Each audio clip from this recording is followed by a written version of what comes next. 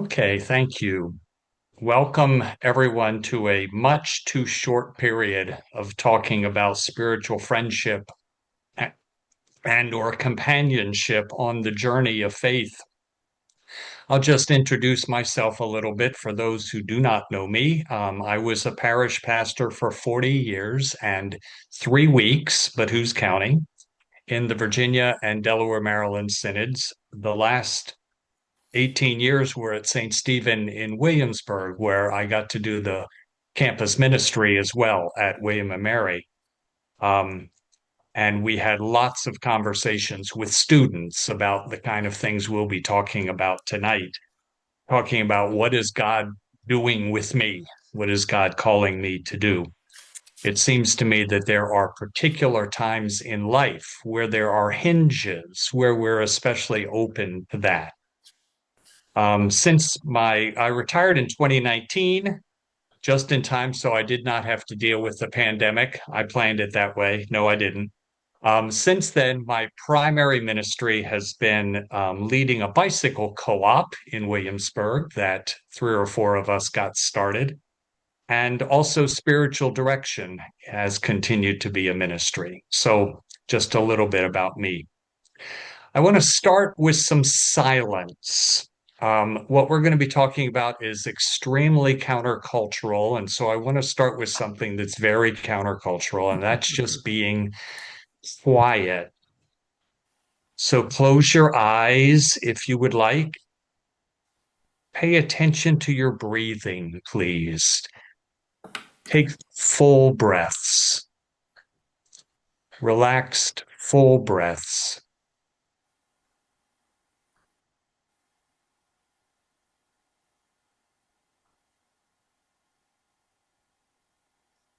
Open yourself to what you will hear, what you will say, what you'll think about tonight. Open yourself to God's presence with all of us.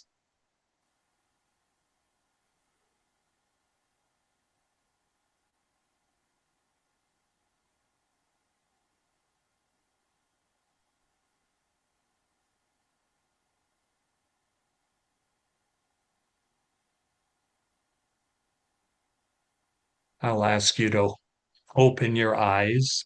That was just about a minute of silence, which feels like a long time to many of us because our lives are so full of noise and stimulation, and I would say distraction. But I wanted to start with a little bit of silence because spiritual friendship and companionship is only fruitful if this is time that's spent listening for God. Our first impulse, I think, when we're interacting with each other is giving advice, thinking of what to say that will be helpful to solve problems. Oftentimes we speak a lot of words. And instead, what we're looking at tonight is how is the mystery of grace happening? How might the Holy Spirit be moving?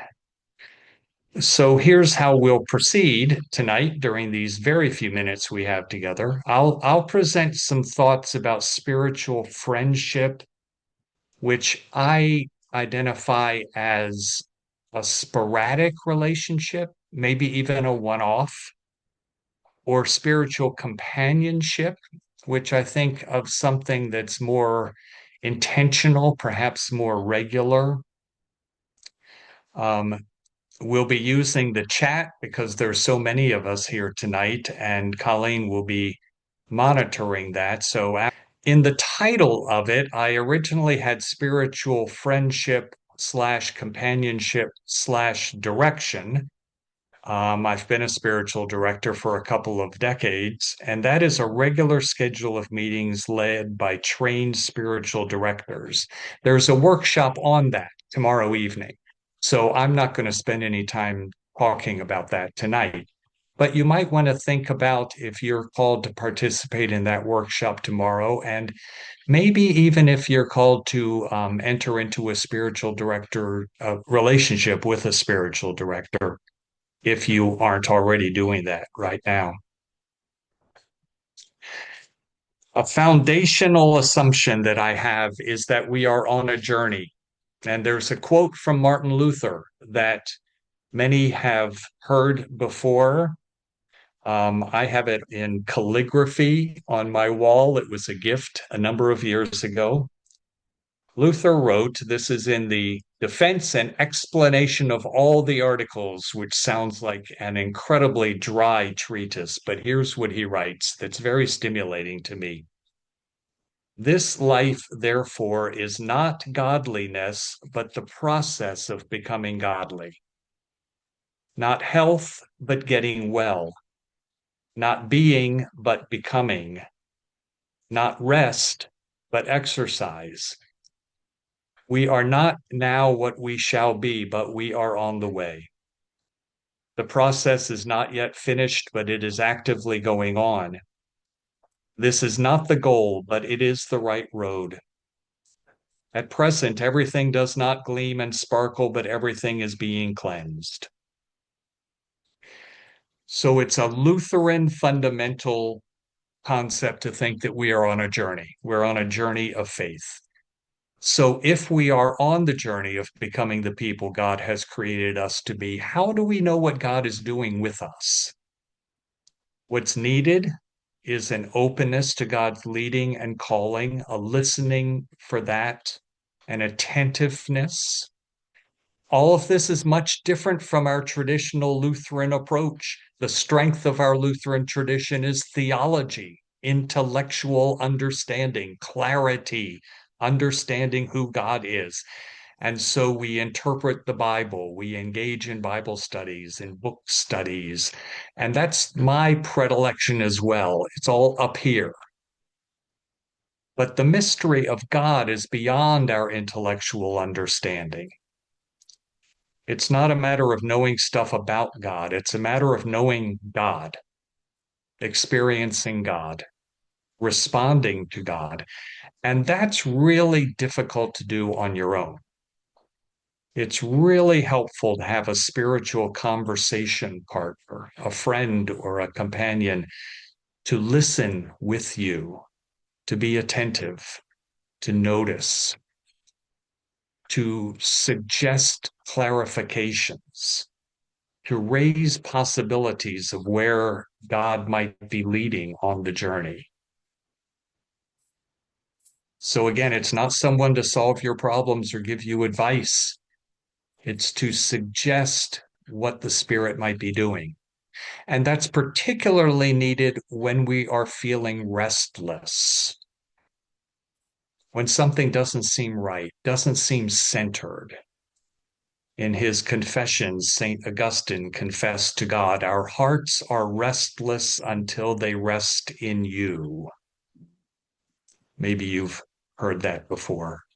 So our culture encourages us to address our restlessness in ways that are disconnected from the possibility that God might be the one causing the restlessness.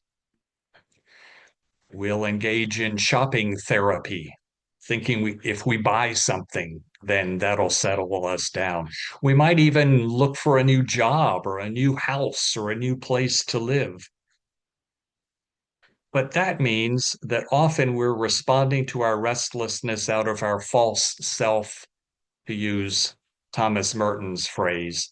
This is when we think it's up to us, when we think we're self-contained, then we're imprisoned perhaps by our self-image that our egos have constructed for us.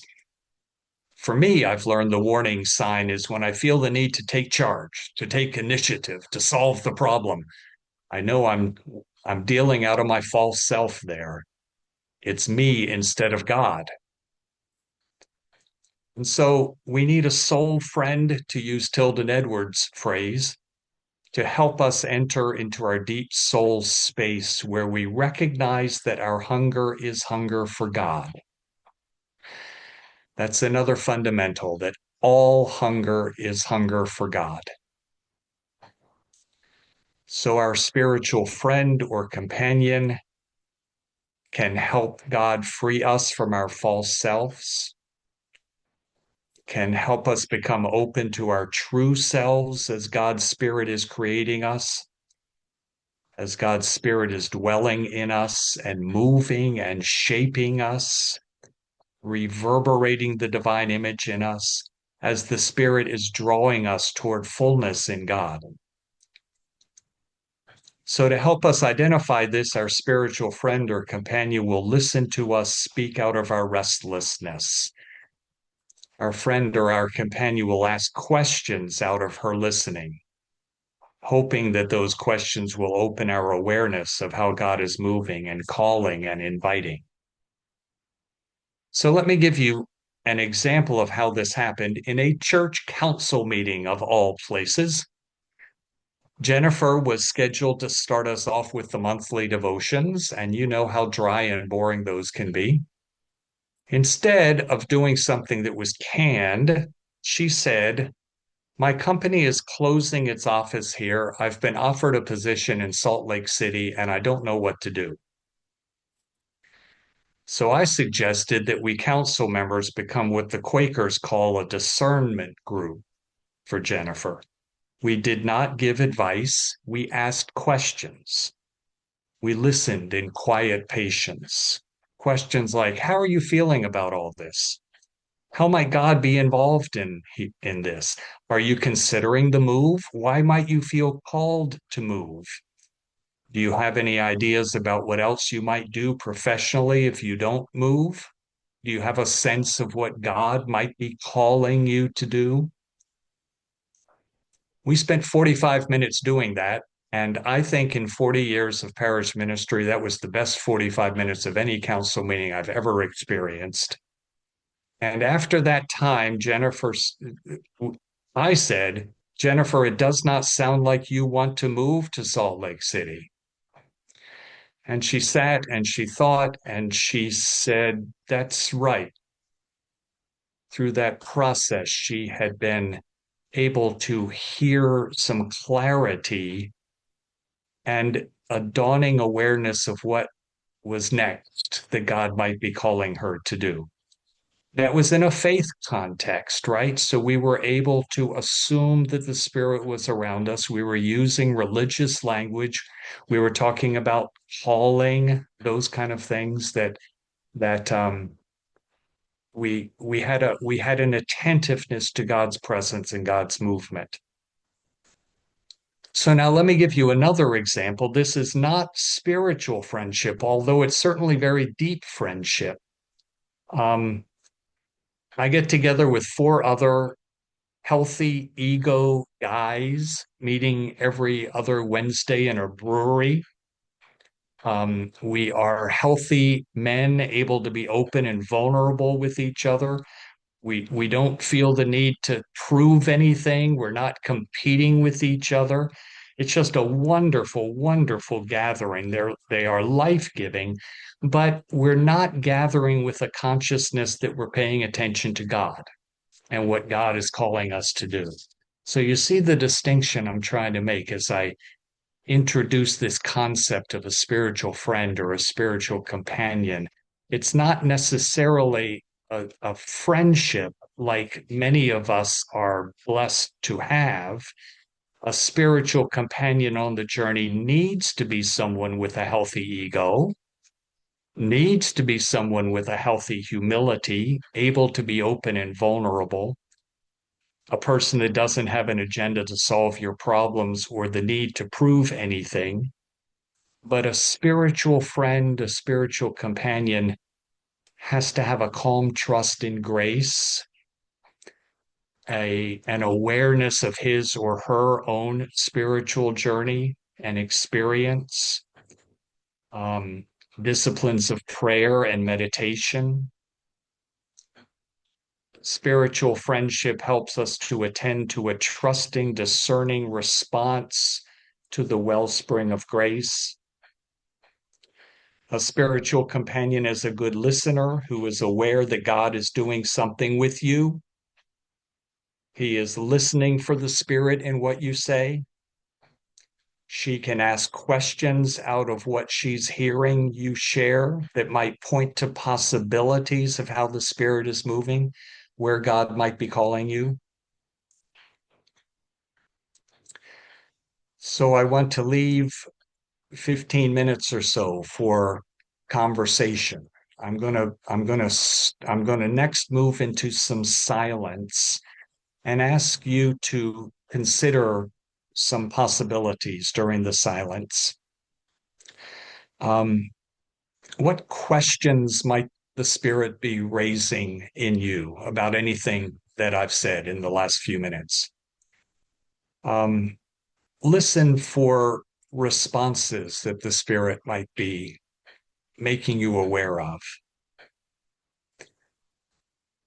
If it's possible, if you're at that place, think of someone who might be a spiritual friend or companion for you, or perhaps someone who needs you to be his or her spiritual friend or companion. Or perhaps you have this relationship already and you haven't really thought about it. So use the chat for responses and for questions. And after some silence, I'll call us back together and Colleen will choose questions or comments from what you've written. We can see if we can have some conversation, even though we have a big, big group here. So just to be quiet, some silence, listening for what responses or questions arise.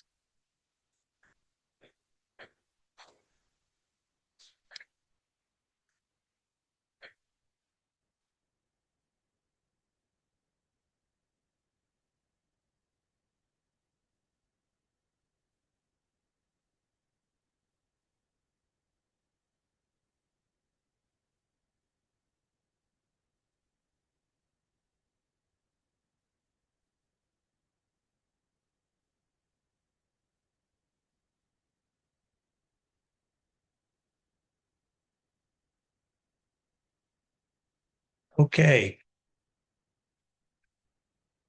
Anything to start with, Colleen? Sylvia shared a question in the chat, um, particularly around spiritual director, but thoughts about using a spiritual director who is a member of your own church. Mm-hmm. That certainly can work well. The spiritual direction relationship has to be its own thing, and there has to be a boundary around that. Um, for spiritual direction to be profitable, you need to really open up and be vulnerable to your director. And so the people that have come to me for spiritual direction, oftentimes it's been because I'm not part of their system or I'm not somebody that they see all the time. But if there are healthy egos and healthy boundaries with both people involved, it can be somebody that you see a lot. Yep.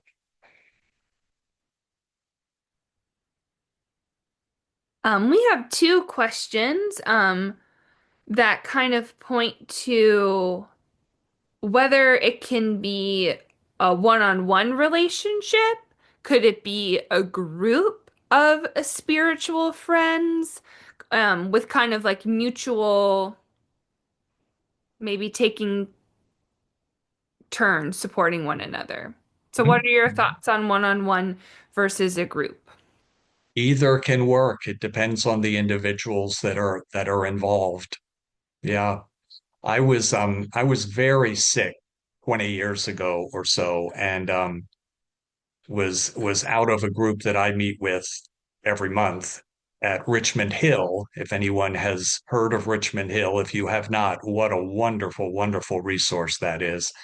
Um, but I was sharing how, here I was a pastor and I'd made hospital calls for years and years. And well, let me back up. I had talked about a couple of nurses who, when they found out I was a pastor, my hospital room became a worship center. I'll tell you, they were both African American women, and I have found that they are just so open in sharing their faith, so much more than many white folks that I know. But they would sing a hymn when they gave me Ativan to put me to sleep at night, and just all that kind of stuff.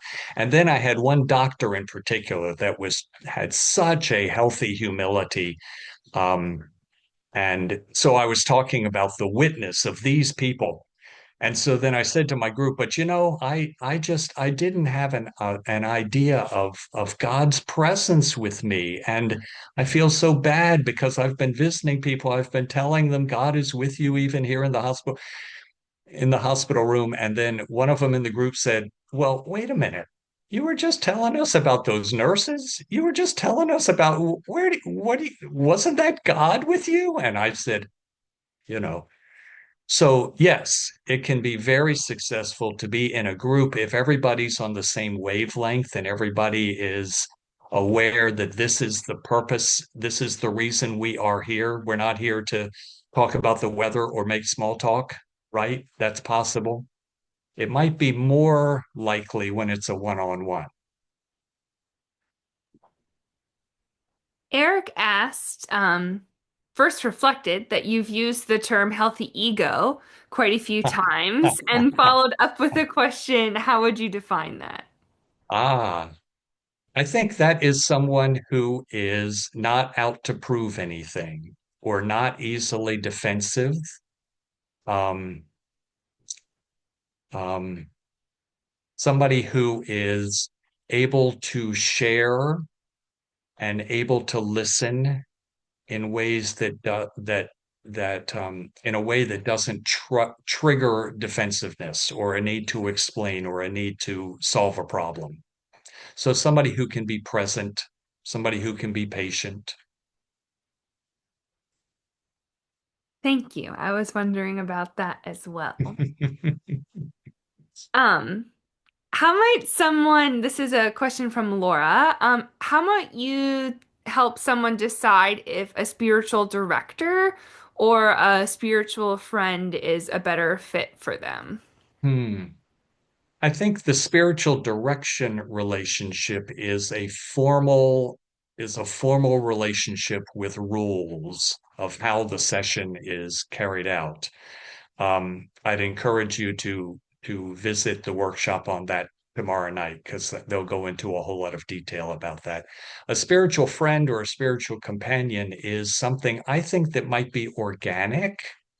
It's somebody that you have a relationship with, and you can enter into these kind of depth conversations, listening in this kind of depth level. Um, but it's not necessarily something like, okay, let's get out our calendars and figure out when we're going to meet next. I don't know if that makes sense. Laura, does that make sense?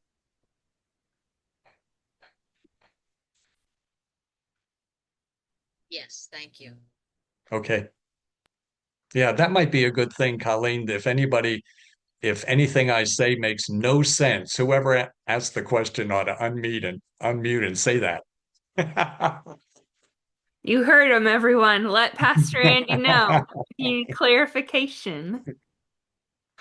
Um, Emily asked, is there a way to encourage someone else to seek a spiritual director Ooh, gently? Dot, dot, ooh. dot. What's the phrase? You can lead a horse to water, but you can't make the horse drink.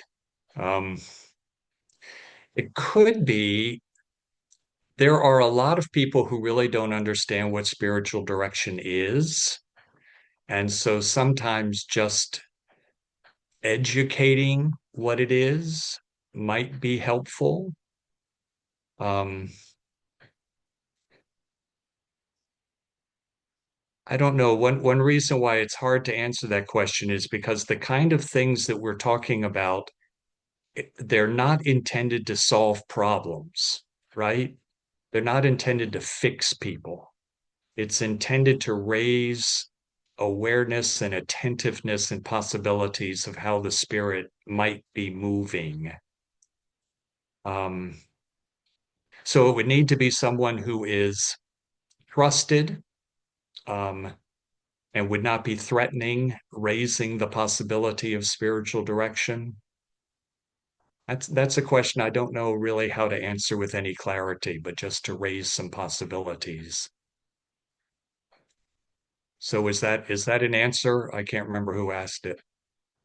It is, and I appreciate it. Thank you. Okay. Pastor Monica could take a note and incorporate that into her presentation tomorrow evening as well. She's here. I will do that. Thank you. Perfect. You're like gonna be really set up well. Um, Bishop Milton, not to put you on the spot, but I think this is a question that would be for you and Pastor Andy together. Um, Bill asked, is this a good example of the holy listening that our bishop often refers to? What do y'all think? I think the example that Andy gave was a very good example of holy listening. Sometimes I think we throw the word discernment around so often that people don't even understand what it is. And basically, it's a listening to God. I really enjoyed that Pastor Andy had us in silence. I think that's very important. I think about the scripture that says, be still. And that's often hard for us to do. Um, but yes, to answer the question and not to take up any more of Pastor Andy's time, yes, that was a good illustration. Thank you.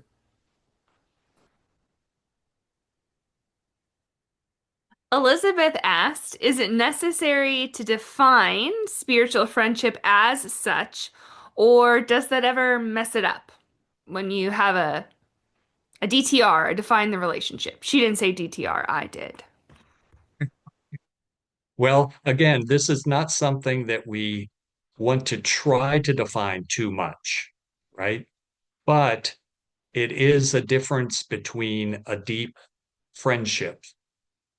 And so I was trying to um, that the two examples of the groups, the church council, and then the guys I get together with at the brewery, um, there's great value in friendship, in deep friendship. What a blessing it is. But this is with the intent and the understanding that we are listening for the Spirit, for the movement of the Spirit. Does Marty, that answer make sense? Who asked the Yes, question? yes, yes. Thank Okay. you. I'm sort of dancing around this with a couple of friends, but we need to, I think, get deeper before we are really there. There has to be, for spiritual friendship or companionship, there has to be a real openness that we're getting together in the presence of God, listening for God, right? That's a specific purpose. Yeah. We're not just saying, so how's your week gone? You know. Marty asked if you could share with us about Richmond, about this Richmond Hill. What is it? Oh, oh. Well, for details, you can just Google them and get to their website. But a short summary is in the mid 80s, a cloistered order of nuns moved out of their building, excuse me, where they had been for many years. It's in the Church Hill neighborhood of Richmond, right in the city. And they moved out of town into what was a rural area 40 years ago, and now suburban growth has engulfed it. But um, the idea, there was a developer who was going to turn it into condos, and there was an Episcopal priest who said, "No, wait, we're gonna make an interfaith and or it would be Christian, but an ecumenical retreat center and residential area." And so that is what it has become. So it's a place for individual retreats. They pray the Benedictine offices during the day. There is a residential community. I would encourage you, if you're looking for a spiritual home or a place that exists for deep the deep journey of faith and praying for metropolitan Richmond, that's their purpose.